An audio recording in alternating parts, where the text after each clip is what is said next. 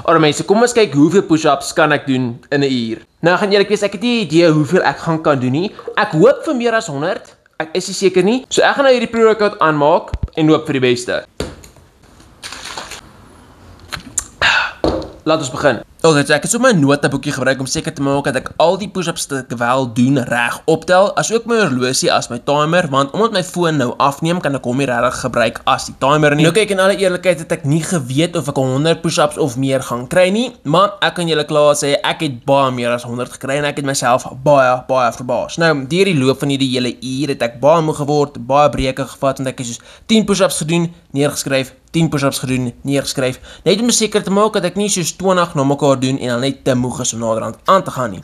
Nou, tyd het verloop, ek het meer push-ups gedoen en naderhand was ek by 280 push-ups, wat weer eens vrek baie was, maar ek wou nie opgee nie, ek het nog soos 3 minute oorgehad en ek wou deurdruk vir 300. Nou in die tyd was ek moeg, nat gesweet en eerlikwaar 'n bietjie gatvol, maar dit maak nie saakie, ek het deurgedruk en mense toe in 'n volle uur het ek 300 push-ups gekry. Hierdie is baie meer as wat ek gedink het ek gaan kry en ja, ek kan eerlikwaar sê, ek is trots hierop. Hoop jy het 'n lekker dag en ja,